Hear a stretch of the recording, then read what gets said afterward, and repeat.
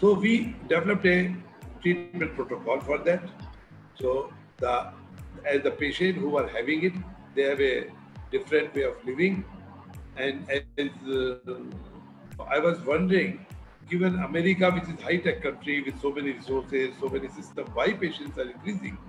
But I find one a very interesting thing in America. They follow system for everything, but when it comes to your body, they don't follow any system. They don't eat on time. 24 hours you can take home, take away. You can eat anytime. You can sleep anytime. You can work anytime. You can holiday anytime. But our body is not like that. So when you do not follow a systematic plan, maybe you eat at 8, then eat on 8. It is not that one day you eat on 9, second day 11 or 12. So when a patient comes to us, we make sure that their biological watch works properly. So they are given 3 meals and 3 snacks on particular time. And it is a balanced diet. It is not Ayurveda, Vata, Pitta, Kapha. It is a balanced diet like 1800 to 2200 calories and 8 hours sleep, because Ayurveda talks about sleep. Ahar, Nidra, Brahmacharya, the sleep, food, and our personal life, they are important for healthy living. So 8 hours sleep, and then there's a combination of 4 medicines. But these all medicines, they don't have any painkiller. They are aimed to restore the disturbed functional disorder of GIT. I prepare these medicines in my pharmacy, but these medicines are available for treatment only. These are not off the shelf. There is a medicine, there is a doctor, there is a patient, and there is an attendant, and we follow that basic concept of Ayurveda, that a Vaid, an attendant, a patient, and the medicines. So these medicines work. So in my further slide, I will tell what are these medicines and how this is going to do. But before that, I will tell you very interesting theory that how did it come to me. I'm an Ayurvedic doctor, and I must confess that during my graduation, I never came across with the word migraine. But I knew migraine is a bad word. But I recall my early days of practice when my father was no more, who was an Ayurvedic doctor. One lady was brought to me who had migraine and such a big fight with her. She had migraine for 20 years. She had been to all allopathic doctors, Ayurvedic doctors, homeopathic doctors, and Unani doctors in Meerut, my birthplace.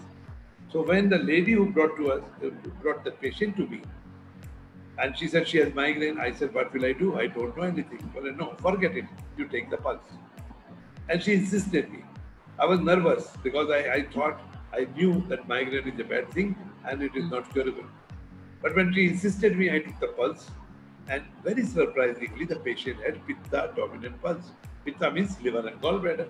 Then I checked her abdomen, and I found there was a tenderness at certain point, and then I gave the medicine. And my guess, my diagnosis, or I think the destiny, this lady improved miraculously, and that made me famous in Meerut, that a very young Vaidya could treat the patient successfully.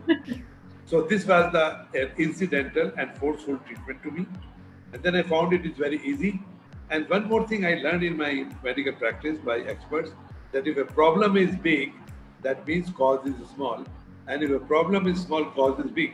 So I feel that the present generation of scientists and doctors are going into wrong direction by correlating migraine with neurology.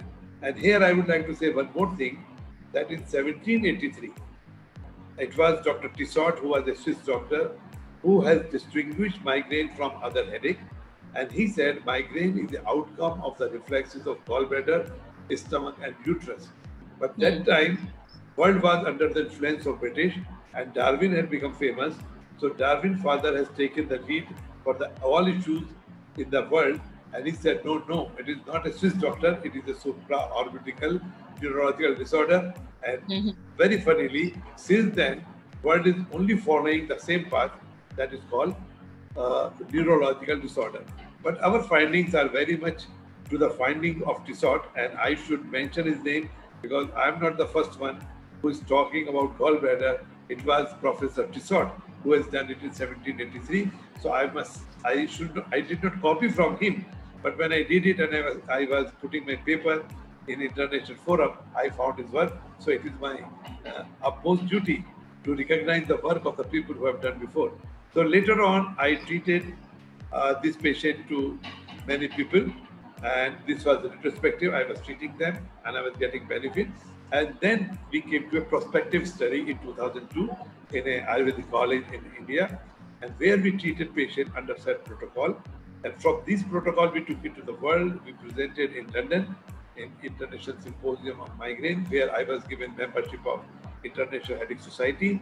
The second question comes about the safety. So these medicine has gone into safety profile following OECD guidelines. They are absolutely safe.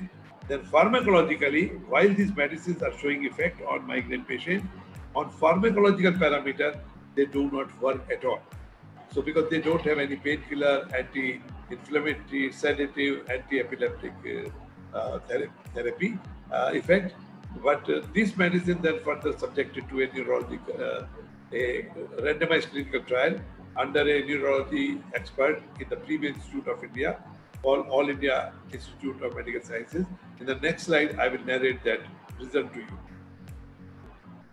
So meanwhile, whatever we were doing from 2002 to 2010, we made our presentation in London, we made presentation in Sweden and in America, and we were the only Ayurvedic person in the world who were invited in to speak with or stand with the top neurologists of the world. And we also presented our working in 2 journals published from India and Korea. We prepare medicine for our own use because there is a law in India that an Ayurvedic physician can prepare medicine for the use in the clinical practice. So it was initial practice. Now there are few doctors all across the country who get trained to treat migraine patients, because very, very clear that we will not join the race of selling medicine. We will we will create an example of evidence-based practice. So whoever comes to us, when they give medicine, we give a protocol and they have to provide us the data back. We have a clinic in Delhi. They wanted to treat the patient. They took medicine from us, but out of 40, they could not cure even a single one. So we closed it. So we are very particular that whoever patient is coming to us, they are desperate, they have faced anything, and we have a cure, we believe in us. So these medicines are available to the Ayurvedic doctors, and through Ayurvedic doctors, it goes to the patient. It is not off-the-counter medicine. Ayurvedic medicines, especially of metal origin, safety is the biggest concern. People talk about it, and I think people should talk about it. So we have subjected these medicines with a leading pharmacological institute in Bombay, and where it went to acute and subacute safety studies. And you can see here that at any dose, up to 10 times, which is the recommended dose, there was no acute and subacute toxic effect of this medicine. And in the next slide, I will show the toxicity studies on the 210 days. Here, animals are given 180 days medicine in different doses, and the last 30 days they are not given. So these medicines have shown complete safe profile. There is no side effect, and so this is wonderful. This, first of all, it showed clinical efficacy in clinical practice.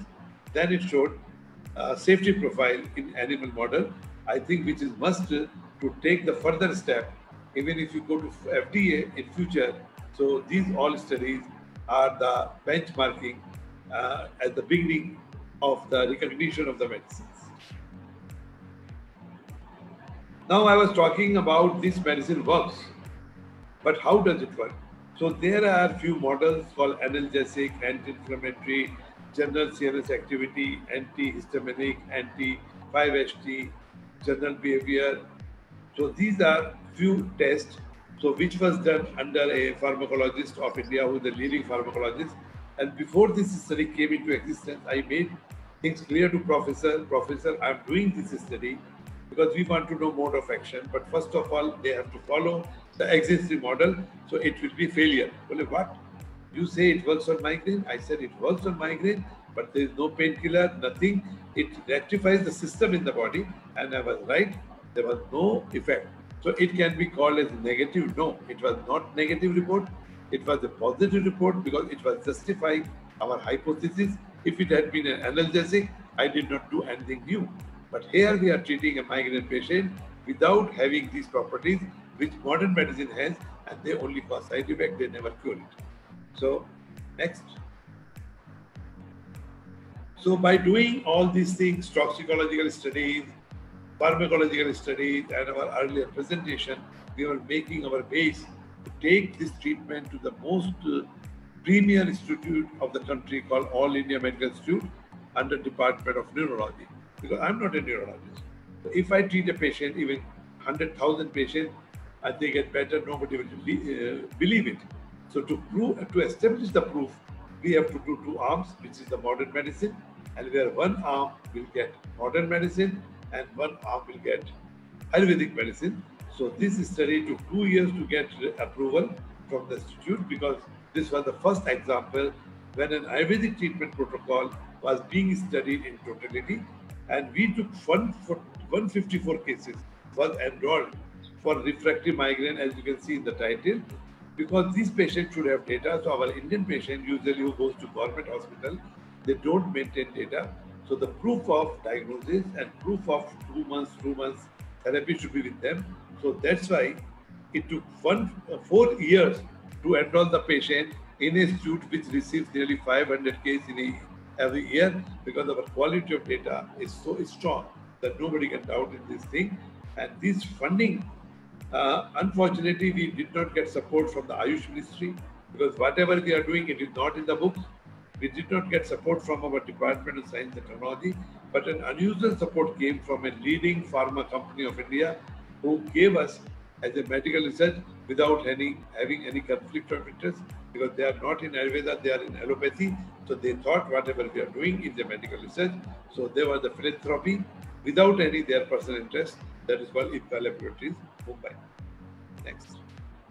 So this study, which was designed by the neurologist, it has different male and female than male. Age group was more than 18 to 62. History of migraine was taken consideration that should have minimum 1 year, and then maximum whatever it is. And frequency of and intensity of the headache, as I said, should be more than 6. Midas should be more than 10. And headache days, this was all collected, this information was collected very much in the beginning. Next. And migraine is associated with 4 major things. There are patients who can have other symptoms also, but nausea, vomiting, photophobia, phonophobia are the more major causes, major associated symptoms in migraine patients. But one thing was common in these patients, that whoever came to our this study, whether in Ayurvedic group or allopathic group, they were painkiller dependent.